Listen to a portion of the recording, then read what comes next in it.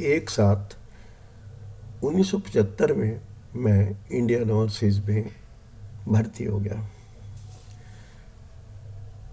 यहाँ मेरा संघर्ष नहीं, जो मैं पहले संघर्ष भुगत के आया था पढ़ाई के टाइम, फिर उसके बाद नौकरी, संघर्षों की ज़िंदगी। अभी मैं जवान होने जा रहा था पर संघर्ष ख़त्म नहीं हो रहे थे।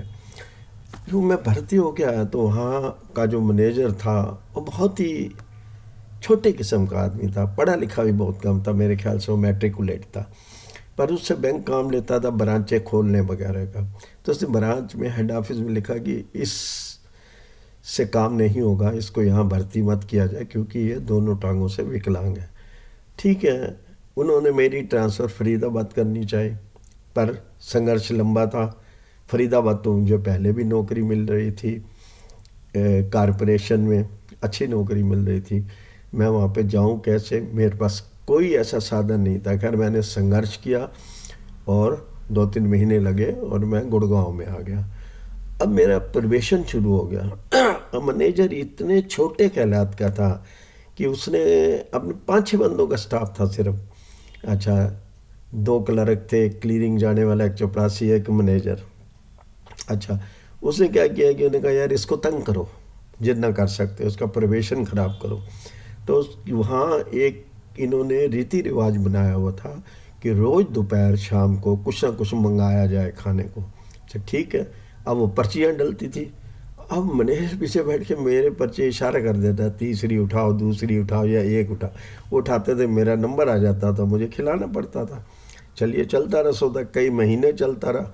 बड़ी परेशानी भी हुई कि ये कर क्या रहा है, ये कैसा मैनेजर है, ये कैसा बैंक है। पहले मुझे उस टाइम सर, क्योंकि मैं कॉलेज में भी अच्छे किस्म से रह के आया था, क्लास प्रतिनिधि भी था, बड़ी इज्जत मिलती थी, सम्मान मिलता था।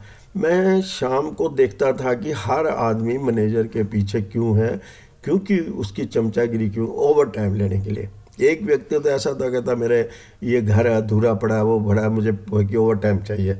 बैंक में काम नहीं था और वो ओवर टाइम लेने के लिए वो व्यक्ति रात के 9-9 बजे तक बैठा रहता था और मैं 5 बजे अपना बाहर आ जाता था। डिपॉजिट या किसी के लिए मैं कपड़े वपड़े डाल के घूमता, वो व्यक्ति मुझे गालियाँ दिया करता था कि साला अमीर ख़ानदान से है, ये है, बैंक को बर्बाद करेगा, ये कर। अच्छा, उसके बाद जब 2-3 महीने हुए तो मैंने बैंक के अंदर डिपॉजिट का 4 चांद लगवा दिया। पहले तो मैं रेड क्रॉस का सारा डिपॉजिट ले आया, फिर हुंडियाँ बनती थी ज्वाला टेक्सटाइल वगैरह में, वो हुंडियाँ भी वहाँ शुरू की, सब कुछ काम करने। अब उन्होंने मेरे को पीसना शुरू किया, पर ऐसा नहीं हो सकता था क्योंकि मैं भी एक चतुर और ढंग का आदमी था। चलता रहे काम, हम साथ साथ मैनेजर के भी चलते रहे। अच्छा, पीछे क्योंकि सारा स्टाफ उसकी तरफ था ओवर टाइम लेने के लिए, मैं वहाँ तो मुझे सांस लेने के लिए भी दिक्कत थी, पर चलो सांस आता रहा, जैसे भी सांस आया। उसके बाद जब एक दिन मेरा परमिशन ख़त्म हो गया तो अब मुझे एक पार्टी देनी थी। मैंने पार्टी के लिए सब कुछ मंगा लिया, टिक्कियाँ भी, समोसे भी, कोल्ड भी, दुनिया भर की चीज़।